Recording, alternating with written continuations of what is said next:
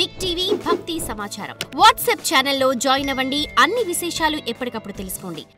అందరికీ నమస్కారం. Welcome to Big TV. ఎన్నో ఆధ్యాత్మిక ప్రశ్నలకు సమాధానం చెప్పడానికి ఇప్పుడు మనతో పాటు ఆధ్యాత్మిక గురువులు, జ్యోతిష్య పండితులు, బ్రహ్మశ్రీ గుండెపుడి శివ సుధీర్ శర్మ గురుగారు మనతో ఉన్నారు. ఆయనతో మాట్లాడదాం.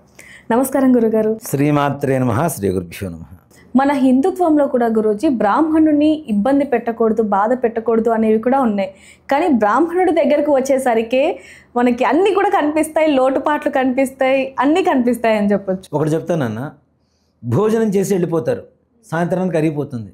ఒక బ్రాహ్మడికి తను అడిగినంత పెళ్లిలో దక్షిణిస్తే 100 సంవత్సరాలైనా సరే, తను చనిపోయే ముందు అడిగినా సరే, ఫలానా రోజున మీ ఇంట్లో పెళ్లి చేయించాను ఆయన, ఇంత దక్షిణ ఇచ్చావు, చాలా ఆనందంగా ఉంది నాయన అని చెప్పి అదే ఆనందంతో ఎప్పుడైతే మండపం నుంచి బ్రాహ్మడు బయటికి వెళ్తున్నాడో ఆ దంపతులు జీవితంలో ఎక్కడ విడిపోరు, గొడవలు ఉండవు. ఇది ఖచ్చితమైన మాట. బ్రాహ్మణ్ణి బాధ పెట్టడం బ్రహ్మత్యాది పాతకాల్లో మొట్టమొదటిగా చెప్పింది.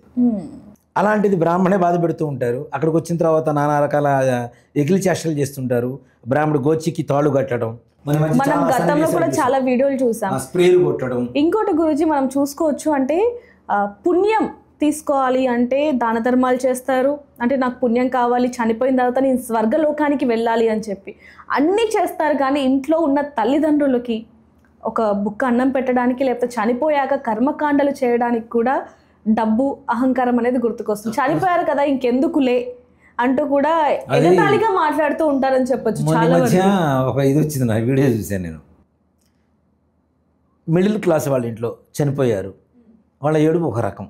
అవును. మరి పూర్ పర్సన్స్ చనిపోయారు, వాళ్ళ ఏడుపు ఘోరం. అవును.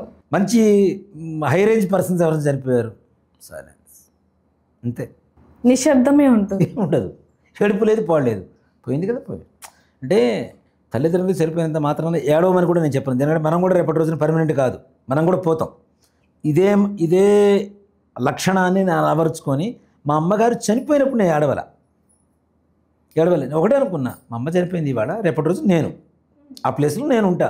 నేను చనిపోకుండా చిరంజీవిగా 200 ఏళ్ళు 300 ఏళ్ళు ఇక్కడ ఉన్నాం, అవునా?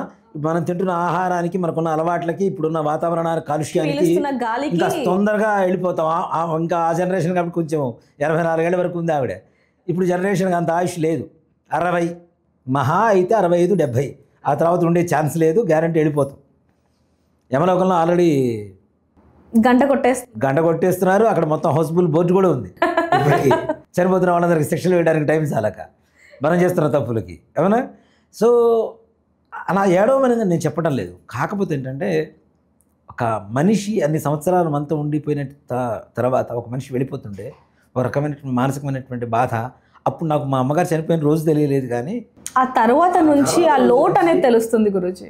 ఇవాళ ఈ మాట చెప్పడానికి కూడా కారణం ఏంటంటే, పితృపక్షాలు వచ్చినాయి. మా అమ్మగారు గత 4 రోజుల నుంచి వరుసన కల్లోకి వస్తున్నారు ఆవిడ.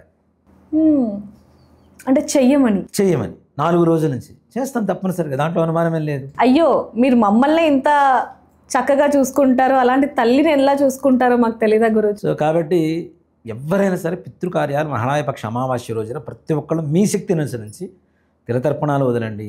అవకాశం ఉంటే మహాళయ విధి అని ఉంటుంది, తద్దినం పెట్టడం. ఇప్పుడు మనం తద్దినం ఎలా పెడతామో అలానే పిండ ప్రధాన విధి అంతా ఉంటుంది. అలా చేయగలిగితే అలా చేయండి తప్పనిసరి. ధన్యవాదాలండి. శ్రీమాత్రే నమః. శ్రీ గురుభ్యో నమః. For more videos like this, subscribe Big TV channel.